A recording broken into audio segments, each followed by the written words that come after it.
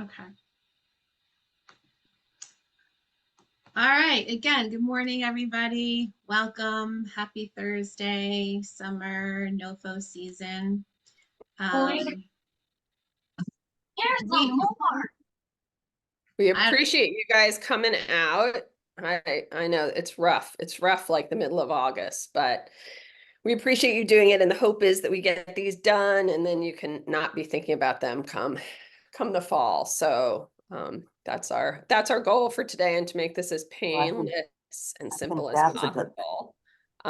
So I am Liz Isaacs, and we have Shannon Quinn Sheeran, and we have Miles Wensek, and we will be taking you through the journey of the renewal application today. And then we're going to stay on when we're done. So if anybody wants to stay on, and then we'll talk about this later, but we're also going to offer office hours so that we can answer questions. And then, as always, you're welcome to shoot us notes or give us a call as you're trying to wrap this up. So I think Shannon's going to kick us off. yeah, a couple of housekeeping things. I just asked if you're not already muted, please mute yourself just to help with the background noise. If you have a question, you can enter it in the chat, or if you want to raise your hand, you can unmute yourself. But to avoid background music, background noise, please mute yourselves. We are recording this, and barring any unforeseen circumstances, it will be posted later today to the CT Boss website. So, you'll have this to refer to, and you'll have the slides to refer to also. And Liz just put the slides in the chat also if you want to follow along with them. Okay. Here's our agenda for today. Again, welcome everybody. I'm glad we are here with you and have the opportunity to talk about this, help clarify some things, and know that we're all in this together, right? Is there anybody that's completely new to eSnaps? I want to ask, and if you could raise your hand or throw it in the chat that you're completely new to eSnaps. Just wanted to know for our reference. Not seeing anything. Okay. See anybody, or they're not fessing up. It's okay to be brand new. Not super new. Oh, Chris is saying she's not super new. Yeah. Excellent. Yeah, there should be a qualifier, right? Yeah. Yeah. Oh, we do have a brand new. Oh, two brand Alice, news. Oh my God, 3 welcome. brand news. Yay. And Rebecca. Well, Okay. welcome. Okay.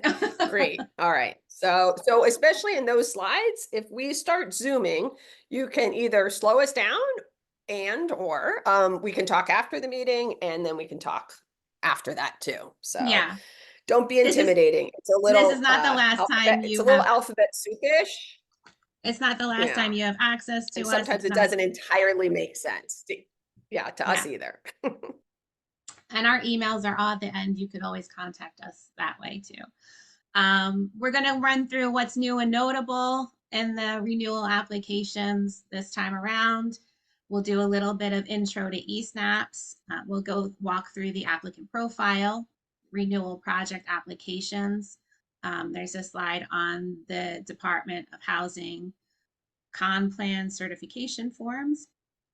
We're going to go through youth housing demonstration projects specifically, and then the timeline and some resources. So the goals for today: know how to name your project, right? Because there are specific naming conventions that we use to help us clarify what grant is what year after year, and Miles put a list together for us. Make sure you're getting BOSS emails. Again, a bit of a refresher. This is not the end word on renewal applications. There are some really good resources with screenshots and everything that HUD has put together, and we have links to those in the slides with lots more information. But it's just to help get you started, and maybe some of the tripping points that people find, point those out and help you move through those more easily. We're going to outline the timeline and give you some resources. So sign up for BOSS emails. Here's a link right here. And Liz, are you able to put one in the chat to get Sure. make sure yes, everybody getting boss emails so that we know what's what, if there's any new information or guidance on the timeline or on how to fill out your application, you'll be sure to get those if you're on our email list. We are submitting renewals in Zengen. There's a link to Zengen resources here also. So once you have your renewal done, you save it as a PDF and then you upload it to Zengen by the deadline of the 21st. So what's new and notable this year? HUD reminded us in the NOFO, in the grand NOFO that they write every year, that all of our individual applications are intended to align with HUD strategic goals and objectives. So last year they said this, and we thought that there might be something new and different in the renewal applications, but we really didn't see anything that would lead us to believe that, no new questions or that kind of thing. But as a guideline for us all, these are the HUD strategic goals that our projects are supposed to promote within our COC. So ending homelessness for every population, housing first. They've had a big focus on reducing unsheltered homelessness since that has been such a huge and kind of growing issue over the past several years. Improve system performance. Partnering, they have emphasized partnering for a while, but they're giving us more and more points about partnering with public housing, with healthcare, and with other types of service agencies that already exist and we can collaborate with. They're supposed to promote racial equity, improve assistance to LGBTQ plus community, and emphasize, uplift, involve, incorporate voices of people with lived experience of homelessness. And this is new this year, building an effective workforce, and then also increasing affordability, the affordable housing supply. This is new this year. There's a rural cost budget line item. It's only available to a small portion of our grants and the CT Boss geographic area, and that's Litchfield County. So the geocode is listed here. But what it allows you to do if you do fit that category is move up to 10% of another budget line item into this rural cost budget line item. So what you can do with this is short-term emergency lodging, which could be a hotel motel voucher or a shelter, repair to a housing unit that a person with lived experience of homelessness is going to move into. You can also pay for staff training and professional development in this budget line item, which is something you can't do in any other line item except for your admin. So that could be something helpful to take advantage of for the people in Litchfield County. You can, Lee has a question. I was just going to ask, is that only allowable with like a particular project type, like rapid rehousing or PSH or CAN? No, they didn't. They didn't specify. They didn't specify, no. Okay. And I do, yeah, I was specifically for DOH and DEMIS. They did say that if only part of the area of the population that you serve is in a rural area, like you can still use it. You just have to designate these funds like proportionally to that part of the grant that's serving Litchfield County. Okay, thank you. New to eSNAP. So a few of you said that you were new to eSNAPs. Let's go. So what is eSNAPs? There's a toolkit that HUD put together, which is linked here, which gives you probably more information than you ever wanted for eSNAPs, but it does help clarify lots of things. Again, good for people that are entirely new to the system. So it's an electronic platform from which applications are submitted during this annual competition. So COC NOFO, the consolidated application that the whole COC puts together and answers questions, we do that there. And then homeless assistance providers such as yourselves complete individual renewal and or new applications. There's also a period of time where the technical the technical application, the C19A that many of you may have just completed. After your grant is awarded, you have to go in and look at that and certify that. You do that in eSnaps as well.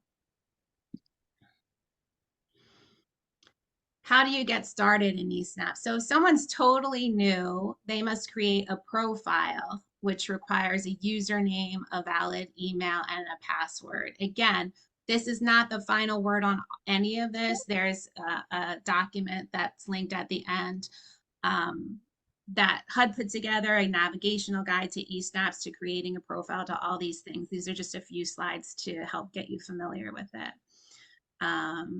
Then from the left-hand menu, once you get your account, you choose the applicant, click the person icon for registrants, and you click on the paperclip to add registrants to the organization's eSnaps account. So if you're new, someone else at your organization has to be able to add you. Or in a case, I'm able, if no one in the organization can't do that, with the exception of 1 or 2 organizations, I can add you into eSnap. Yes, thanks, Miles. Miles has access to almost every organization within our COC, so he's a great resource for people, and his email is at the end of the presentation here. Feel free to contact him. So make sure you are linked to the grantee's eSnaps account, which we just talked about. Again, here's the profile applicant navigational guide linked here. And again, you start by clicking applicants. So the shout out to Miles again. Please feel, if he's not already added, add Miles to your account as a user. He's got a wealth of historical knowledge related to eSnaps and can be very helpful in getting things moving in the right direction if you're having a hard time with that. Please ensure for all of you, for each organization that has to submit or do anything in eSnaps, that you have 2 people at your organization who are users and who are familiar with the system. We've run into some situations where, unfortunately, the one person in the agency was hospitalized during this time when somebody needed to submit an application, or there was a death in the organization and there was turnover and nobody knew how to use it. So these are real life situations which people have dealt with and have made it really challenging to get renewal applications or whatever else was needed in on time. Anything you can do to assist that would be very much appreciated and kind of reduce stress for everybody. So to be clear, projects expiring in the calendar year 2025 are eligible for renewal. This NOFO grants, the special NOFO grants, were 3-year awards, and they're not renewing at this time. They're due to renew next year. The project name list is linked here. Please look at that before you create your grant. If your grant isn't already created, you can take a look. Some of the grants are already created and you can see those on this list. If you haven't, please use the name that's linked here. Yeah, DOH and Demas projects are all created, and maybe some other agencies as well. That I have contacted you and I work with you to create them. So yeah, if they're created, you just have to go to the submissions page and you'll just find the latest application based on the name that was used last year in those cases. I know some agencies in the project name that every year they put the year of the NOFO. So I did the same format for this year in the project name list. Thanks, Miles. I think we're kicking it off to you now. So applicant profile. So so back to the applicant profile page. It's under the workspace. You click on the applicants. It's the first, and then you click on that orange document, or not document. It's like a folder, and it opens up your applicant profile. You'll have to go to, and this is this is quirky if you're not familiar with it. You have to go to the last page, the submission summary page, and there's a button on that page. On the summary page, it says edit or it says complete. If it says edit, you have to press the edit button to make changes. And if it says complete, you press that button to say you're done. It's a little quirky because you have to go to the last page to do this. Once you go there, and you hit the edit button, then you go through all the pages to see if you have to make any updates, like the contact says change. Some of the other information may change. You might change phone numbers or whatever. There also might be an issue where there's a document missing, or for whatever reason it disappeared. Don't ask me why. I've seen that happen with somebody before, and they just had to re-enter the information. So, but if there's no changes, you go through it all. I mean, the HUD form 2880 form, that changes pretty much every year because your amounts change. So you would probably have to edit that. Then once you're done, like I said, you go back to the summary page, and then there's a button that says complete. You press that, and then it'll say on the bottom of the page, everything's marked for submitted. It'll say the form is marked as complete. So the HUD 288 form pretty much won't change for organizations year to year. It might. So the question should be the same every year. But if your organization is in that $200,000 range and you're got to the 200,000, then your answer might go from no to yes because of that. But ordinarily, your questions might be yes, yes, or yes, no, year to year, so that the top portion probably doesn't change. Miles, let me just jump in for especially newbies. So you may have DEMIS or DOH as the grantee or the applicant, and you are the subrecipient. If you are the subrecipient, you can close your ears to this. This is not for you. So just remember, it is for the grantee, or also known as the applicant, not for subrecipients.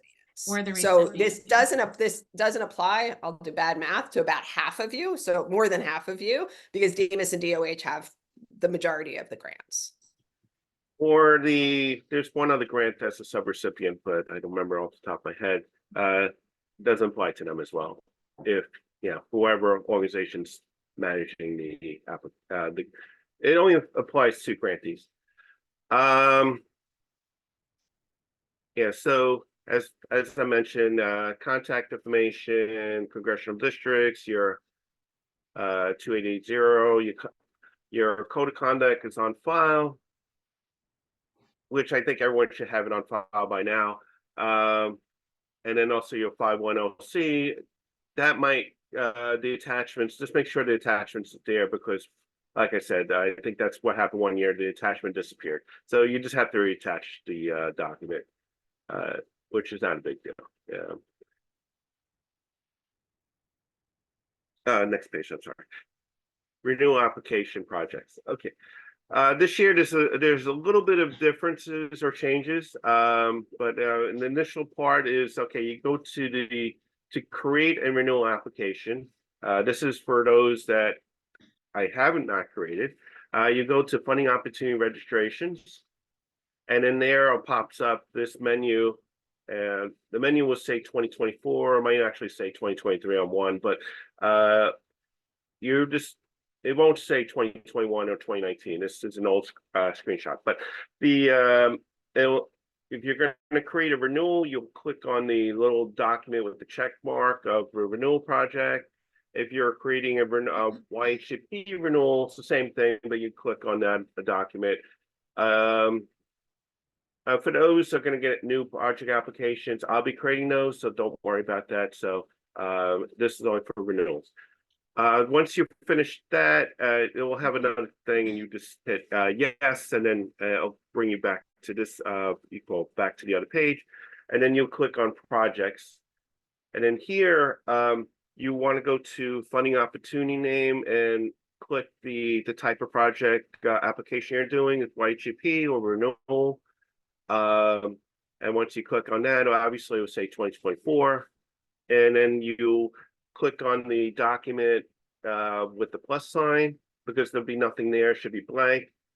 And then you'll create the project name. You'll put the name in based on the project name list. You also take the drop-down menu to collect the information from last year's application and pull most of the information. Once in a while, some information doesn't get pulled over for whatever reason. I think this year everything got pulled over, so it's not that bad. The exceptions are for grants that have merged or expansions. Unfortunately for you guys, it only pulls one application, so it's going to be incorrect because you have merged data. And so you'll have to edit all the tables and narratives and things like that, because the data is only taken from one application. It's not going to merge both applications for you, unfortunately. So, and I think we had just we had three Yes. applications that will run into that issue, 2 merges and 1 expansion. So, so unfortunately, you guys have to work a little harder. Also, if it's your first time renewing, if you had a new grant last year and it's not going to import your information. Yeah, that's definitely true. I think I already said this right, but yeah, so you just put the name in the applicant, project name, and then there's a drop down for import data. And please put the name properly. I'm just gonna say, because if you put an incorrect name the first time, then you fix it. If the incorrect name is slightly off, it's not that big of a deal. But sometimes, like when they do the awards, they base on the original application name, and so it might say renewal application draft.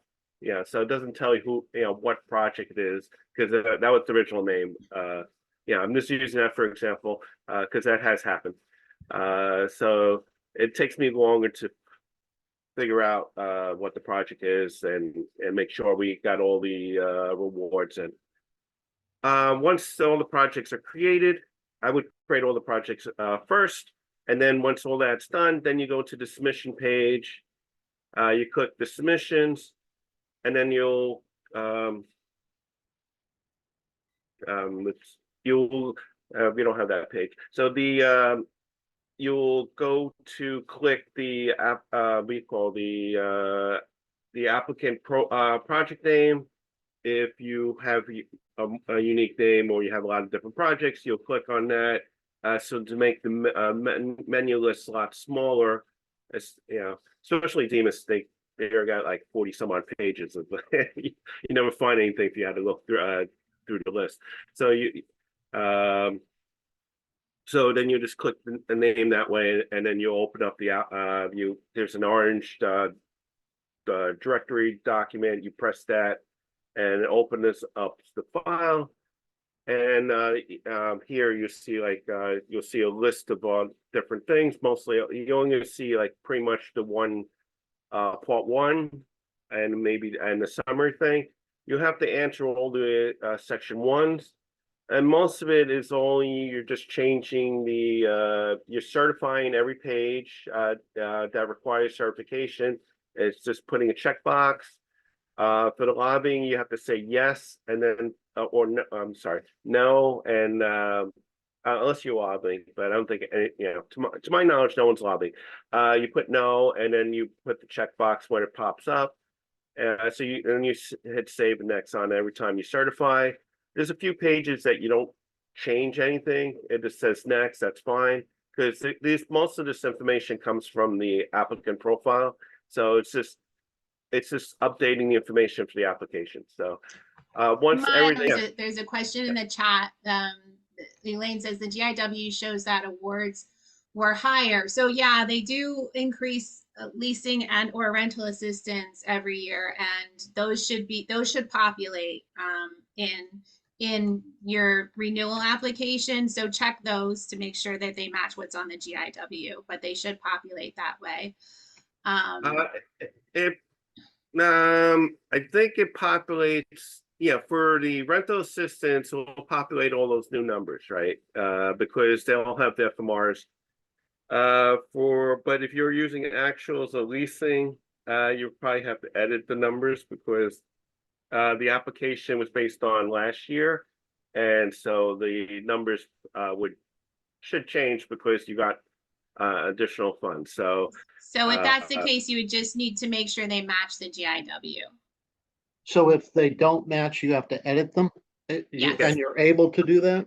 yes, you'll have to go to this page that we're going to talk about submissions without changes, and you're going to say you're going to make changes, and then you'll have to. And this is the weird one. They're forcing you to make changes on a few pages, so pretty much almost everyone has to make a change anyway. I can't think of a situation where you don't make a change because they got new questions on rural question, and they got another question, something about the operating of emergency funds or whatever. I forgot exactly the wording of it. And you can't change that question without making a change. So it's sort of like you got to make the changes anyway. All right, So so everybody, there's not most gonna be a everyone's situation. gonna be checking, make changes. yes, most everybody Okay. will be. It will be rare, if not impossible, for someone to submit completely without changes. Yeah, that's what I think. Yeah. Yeah. So first time renewals, this is not available to you, submit without changes. HUD does encourage submit without changes because if you are not clicking that you're making changes on something, it makes it easy for them. They know it was okay last year. They're not going to have to go through and check it this year. So they encourage submit without changes. But again, it's not going to be possible for most people. Although, like, it's possible to click as few boxes as necessary, right? So HUD notes only change what needs to be changing. I'm going to go through and you can click what needs to be changed. This year, we're working on updating some project descriptions in some DEMIS grants. So on a future slide, there's a list of DEMIS grants where the project description will be updated. I ask that any of you with those grants, make sure you click that, and then somebody on our staff is going to give you the language to update in eSnaps for those project descriptions. So then once something is checked, you have to go, well, first of all, let me go to the next screen. This is the bottom part of that submit without changes screen. So again, you're going to check off here is the list that you can click on, and it's also on the competition webpage on the CT Boss website. So those people on that list would click that they're making an update to the description, and down below it says what changes are you making on the bottom of this screen. So it's really preferred that you just put bullet points. Updated the project description to make it more current is perfectly fine for that one, or updated the budget for whatever reason, updated the match amounts. Most people have to, if the budget was updated from last year, you're going to have to update the match, right? So that's another reason. Something else that Miles and Liz pointed out is the geo codes. The categories have changed. So I think you're going to have to update some information on part 4, part 5, Miles. Yeah. So if you look, when you go to this case, you probably go to your summary page. And on the summary page, you'll say like, please complete on 4B housing type. And this might not apply for everyone, apply for a good chunk of organizations. So when we get to that page about the geocodes, we'll explain that. But on the summary page, there's an X on the applications I've been working with. So they'll have please complete. So then you have to complete 4B, and you have to make a check mark there. There'll be please complete on 6A. That's going to be for everybody. So then you'll have to go to 6A and put a check mark. 60, like you mentioned, almost if you got an increase, your match is going to be wrong. with the exception of leasing, that was the only thing increasing. Leasing doesn't change, because leasing doesn't count for match. So that be the exception. 7B and 7A and 7B, part 7 is always checked, because you're going to always certify. I don't know why it's even here. And I think the attachments could change year to year, so they automatically check those. But Okay, yeah. I just want to highlight again at the very bottom of this page, it's going to say, tell us why you're making changes or what changes you're making, and just list every single one, like 3A, 3B, and then a brief description of what's going on in that. Because that's a place that people miss sometimes. Projects that submit without changes. This thing is in my way. Okay. So even if you did click completely submit without changes, there are some things that need updating and are going to show up for you.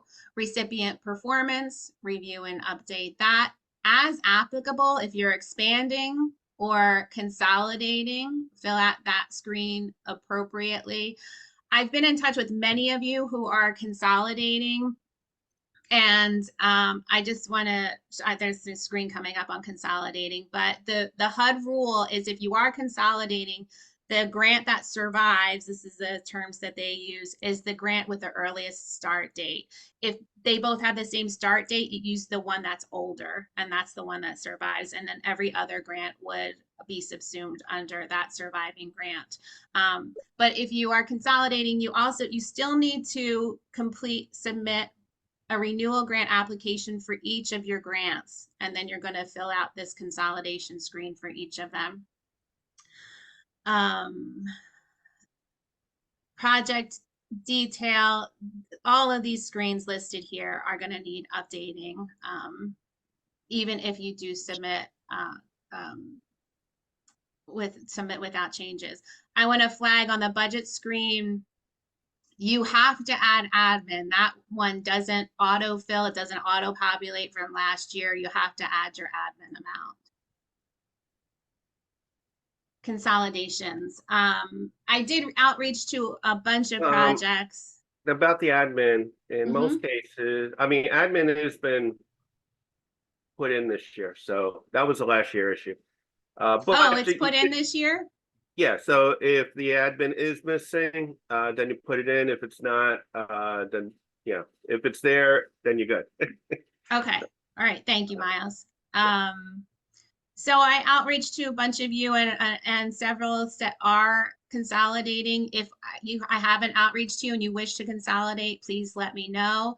If you're a DEMIS project and you wish to consolidate, grants must be the same housing type, PRA, SRA, or TRA, and you need permission from DEMIS to do that. You can consolidate up to 10 grants at a time. It must submit separate applications for each individual project. I'll update this too. Not one for that used to be the case, one for the combined project, but not anymore. So I'm sorry, I'll take that out. That's consolidations. And Eric has a question. Oh, Eric, go ahead. So for under consolidation, if we are one of our grants, we're changing from PRA to TRA, but we're also looking to consolidate that grant with one of our existing grants. Because we are changing it from PRA to TRA, that won't be a problem to consolidate it with the already existing TRA grant?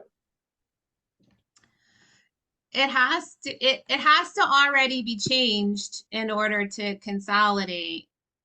Is it already, like, do you already have a grant amendment? Yeah, we already have the grant amendment for it. Then if they're both, Lisa's saying yes. If they're both TRA, is that what you said?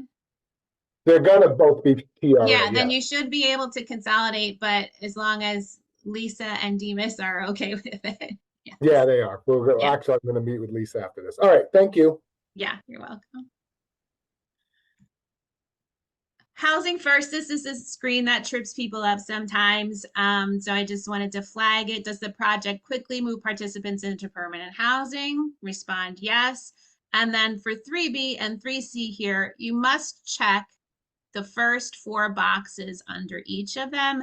And then this 3D, does the project follow housing first approach, will automatically come up yes, but you have to click the first 4 underneath each of those. Supportive services. So for provider, if you list partner under provider, you must have a signed formal agreement or an MOU. If such a thing does not exist, then change your response from partner to non-partner who's providing the service. All supportive service costs included in the budget in your renewal application must have an applicant or subrecipient listed as the provider. So for example, if mental health services are included in the supportive services budget in section 6, then this chart should indicate that either the recipient or subrecipient is the provider of mental health services. Housing type and location. Units must match the 2024 GIW or a grant agreement if something has changed since the GIW. Total units and beds in 4B must be consistent with 5A households and 5B subpopulations and indicate the maximum capacity at a point in time. Numbers reported must reflect the units and beds directly supported by COC program award funds. This does include units that are supported only by supportive service costs without rent assistance, leasing, or operating.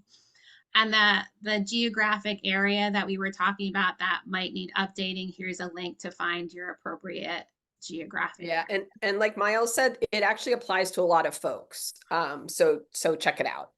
Because it's something in Connecticut changed about the way they describe counties or regions, or it's a Connecticut-wide thing. Correct. So like if, for example, you were Hartford County, that's not a thing anymore. So you need to see it. And it, like Miles said, if you put it in wrong, it'll flag it.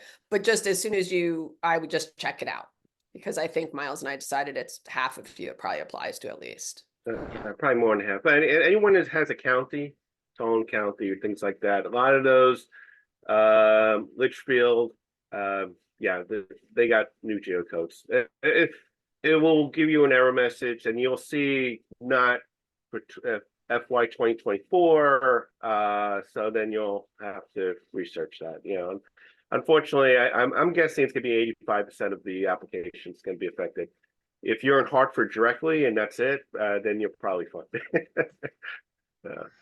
So in general, related to the budget, summary budget line items or BLIs must correspond to the GIW.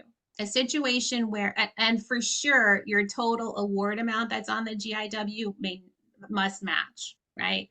So what might change is if in the instance of somebody who's opting to use that rural cost and move 10% of another budget line item, like I'm going to take 10% of my supportive services and put it into this rural cost area. So of course, then your supportive services would be reduced and you would have this new budget line item that doesn't exist in the GIW. That's allowable. Just make sure it's within the 10% that you're moving the money out of the budget line item that you're moving the money out of.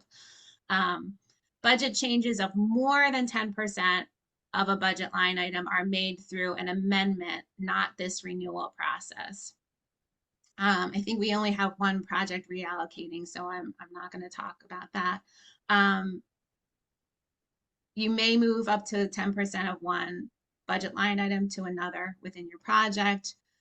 As last year, on one of the budget screens, VAWA, where you're checking which budgets line items you're going to use, VAWA is automatically checked. That doesn't mean you have to use it. You can just move on and keep that at 0.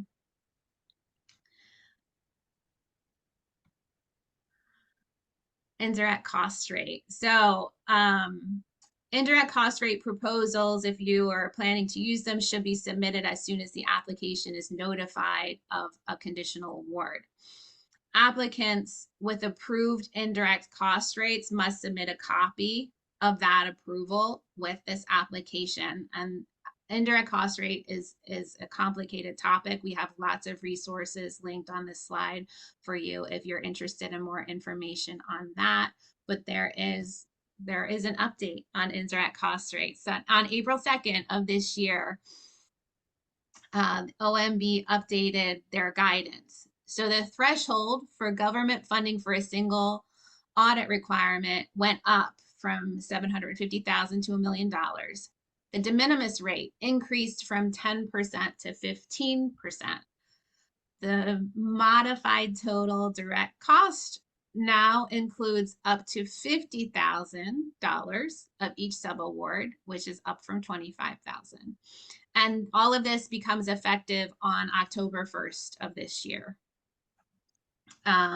So grantees claiming de minimis can indicate the rate that they wish to charge up to 15. So you're not required to use 15%, but you're allowed to go up to that rate. The indirect toolkit that's linked on the previous slide, is going to be super helpful for people who have more questions on indirect cost rates. I think just a I'm note, pinned. if you have a government rate for indirect, you have to use that. You can't use de minimis. If you have an approved government approved rate, you have to use that consistently across all of your grants, right? Like Miles is saying. Yes. Go ahead, Liz.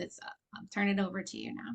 Yay, match, my favorite. Yay. So folks who've done this before know that you need 25% of the total assistance, excluding leasing, like Miles just talked about. This part's important too. Don't exceed 25% because you're going to need to document that. You're going to need to show what you're doing with match. Just do the 25%.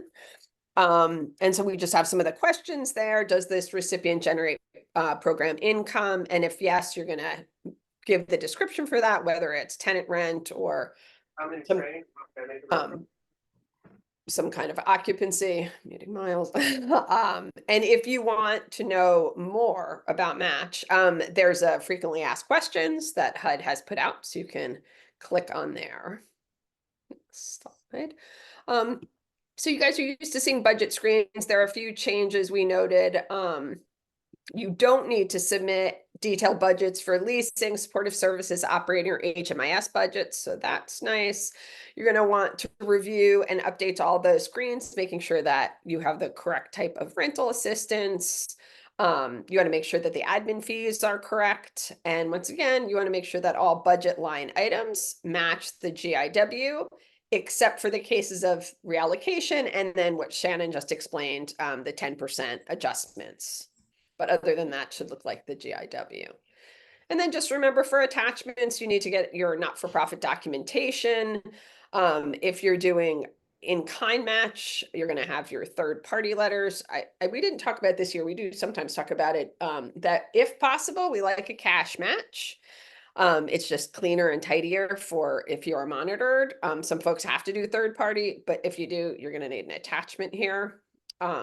If you have replacement reserve supporting documentation, I don't think that's applicable, but if it is, you need to have that.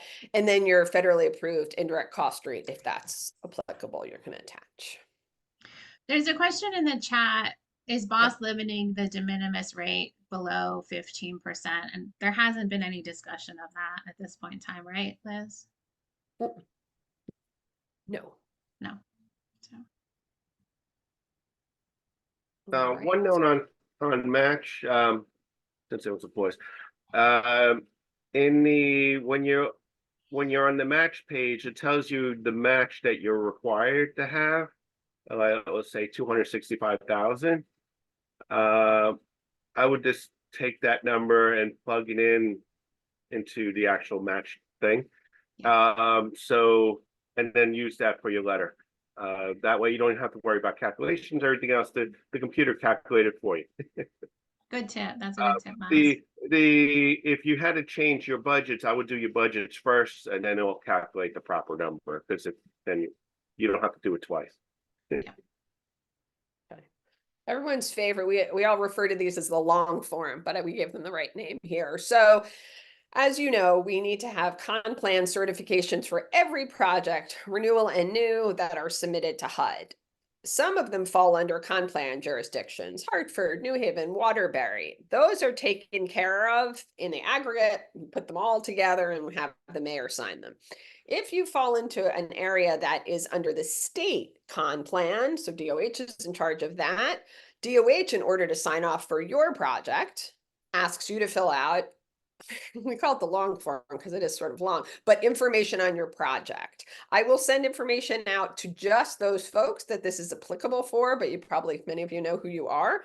You really can use much of the data from the year before. You're probably just updating budget numbers. So it asks questions about your goals and who you're serving.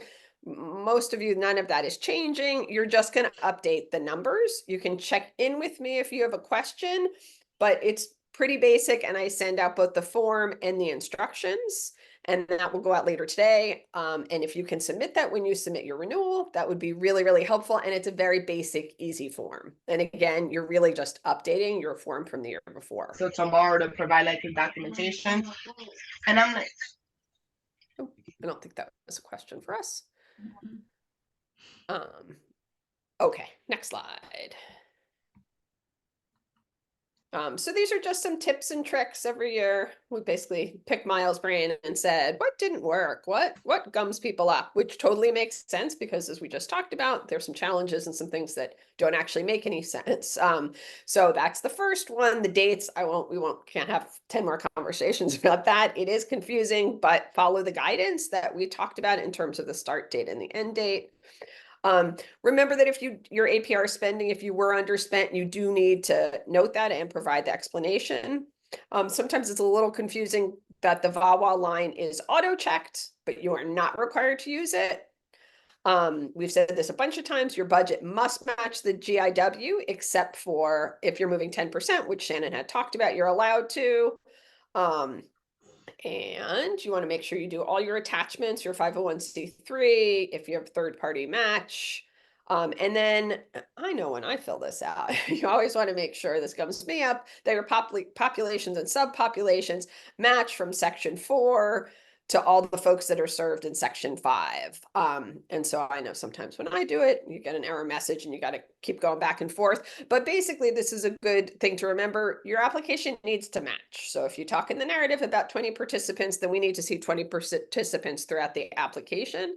And remember that, not to put too much pressure on, but your renewal application is what makes up basically your contract with HUD. So you sign a contract with HUD, a grant agreement with HUD, but they're always referring back to this application. So, and we refer back to it all the time. So that's why it's so important that the renewal application is correct, because this is what you're telling HUD you're going to do. Anything, maybe you change something or something comes up in the C19 when you do your technical submission, but like, this is what you're telling HUD you're going to do and us what you're going to do. So it does need to match and be accurate if possible. Okay. I wanted to just flag a best practice for the APR spending, the screen where you're saying if you were underspent or not. If you were underspent, we ask that you, or HUD asks that you provide an explanation. And I would just like to flag a best practice for that is like, yes, this is where we're underspent by this amount, and this is what we are doing or have already done to correct the situation. That's just a best practice would recommend. That's great, Shannon. Yeah, and sometimes it's you lost a staff member and you're in the midst of hiring someone, so all those kinds of things. So I'm noticing that we have 4 minutes.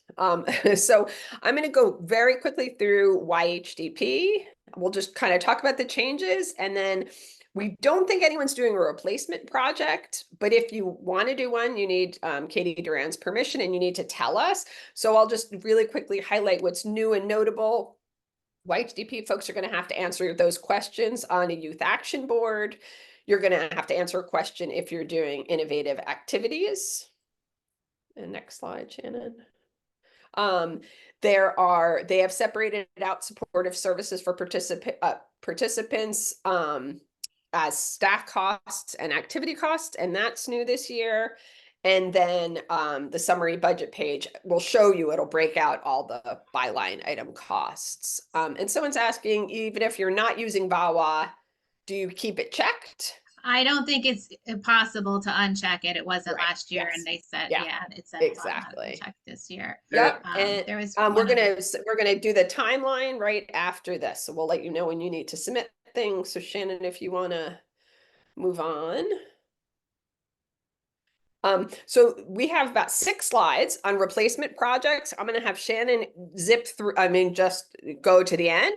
You can use them as reference. And again, if you're doing a replacement application, please contact Katie Duran and contact us as soon as possible so we can talk that through. And then also applicants that are going to use program income as match have to provide an estimate about what that's going to look like. And so we just wanted to flag that for match requirements. As I just said, if you want to do a replacement project, you need to reach out to Katie and to us. And then folks, I know, champing at the bit for this one.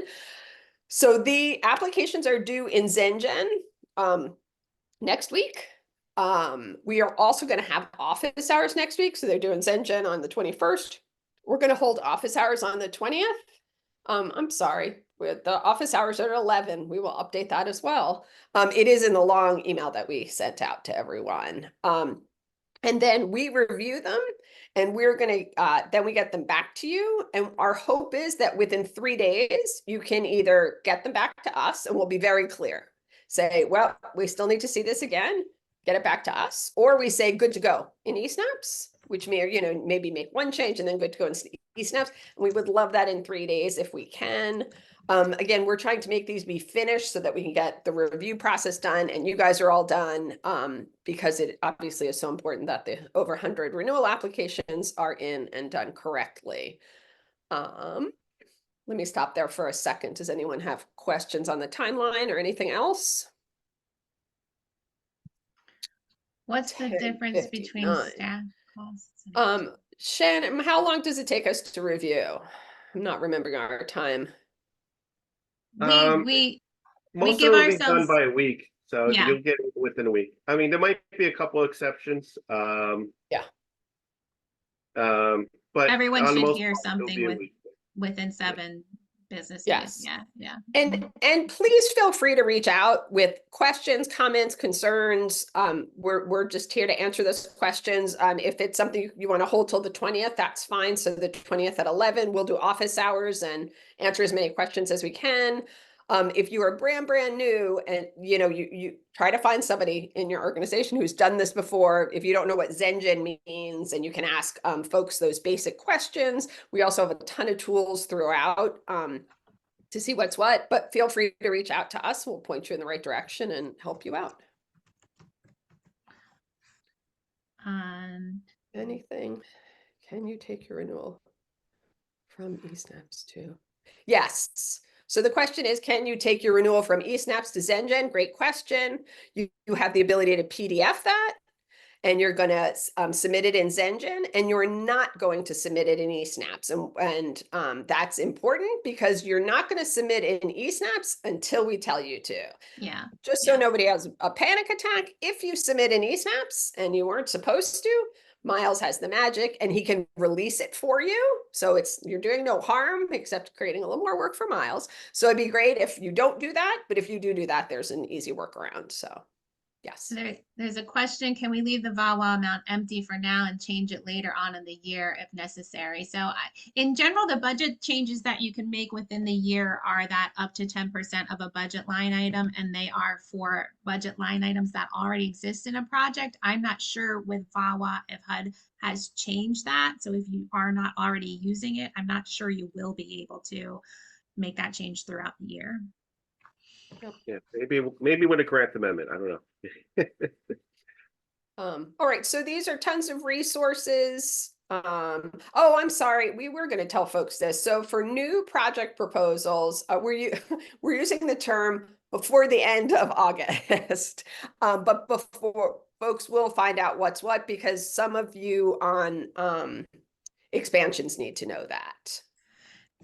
I also wanted to say some good news that we learned from HUD is this year's NOFO they're saying it's a 2-year for the first time ever 2-year NOFO. So this renewal process for grants that aren't the first year renewing should not have to happen according to HUD next year, which is very exciting for all of us. Yeah, 2 years. So if you're getting a grant this year, it should automatically be renewed next year. And they anticipate, updating the FMRs as they have, and that kind of a thing. There, of course, is going to be more information to come since this is the first time they're doing that, but that is exciting news from HUD. Great. I'm gonna Any stop. other questions? I think we'll probably stop the recording and then and say goodbye to who anyone wants to leave. Thank you, because we want to honor your time. And then anyone who wants to stay will just answer questions. Does that make